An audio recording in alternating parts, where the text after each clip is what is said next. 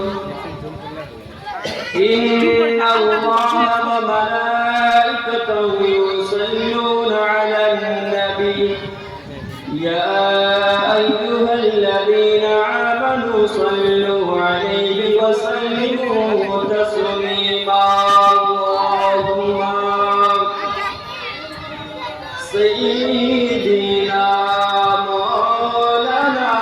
محمد وعلى آله مولانا محمد صلوا على محمد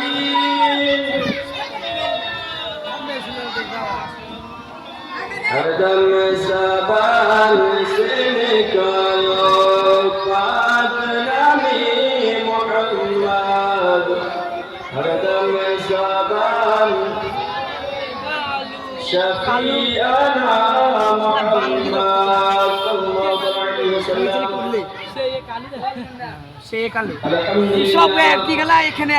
আলহামদুলিল্লাহ সমস্ত তারিফ ও প্রশংসা সেই মহান সৃষ্টা রব্বুল আলামিনের প্রতি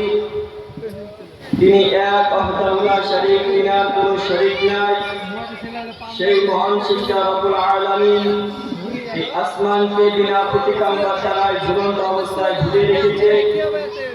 এই জামিনকে বিছানা সহ বিছিয়ে রেখেছে সেই মহান সৃষ্টা রব্বুল আলামিনের প্রতি সবাই মিলে উচ্চ স্বরে ভক্তি করে সারাদিন আল্লাহুম্মা আমিন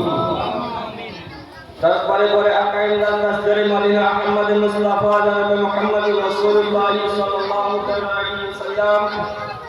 যে নবীকে না সৃষ্টি করলে আজ এই 1,18,000 মাখলুকাত কিছু সৃষ্টি হতো না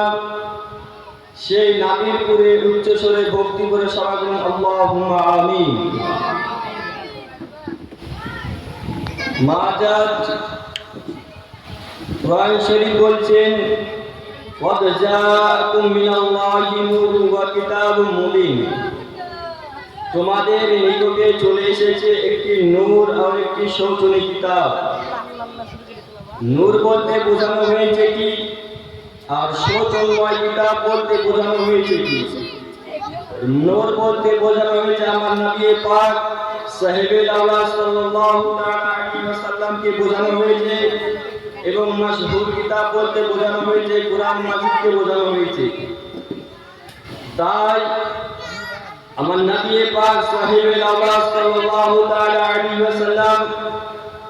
এই 12 রবিউল আউয়াল মাসের 12 তারিখে এই দুনিয়াতে আগমন করেছিলেন এই দুনিয়াতে জন্মগ্রহণ করেছিলেন এই 12 রবিউল আউয়াল মাসকে উপলক্ষ করে এই 12 রবিউল আউয়াল দিনটাকে উপলক্ষ করে যে আজকে মিলাদের আয়োজন করা হয়েছে সেই মিলাদটাকে যেন শেষ পর্যন্ত নিয়ে যাওয়ার এবং সম্পন্ন করার তৌফিক দান সাল্লাল্লাহু তাআলা আলাইহি ওয়াসাল্লাম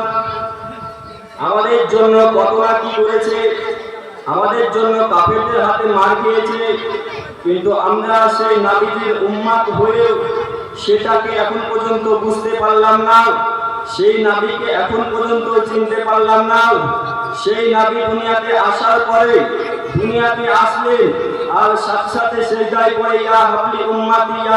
উম্মতি বলে কান্না করতে লাগলেন তাও আমরা এই নবীর উম্মত হয়ে নবীকে যথেষ্ট পরিমাণে নিজের আত্মীয় জিনিসের মহব্বতের চোখে এখন পর্যন্ত চিনতে পারলাম না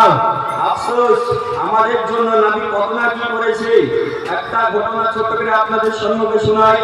তাহলে আপনারা বুঝতে পারবেন যে না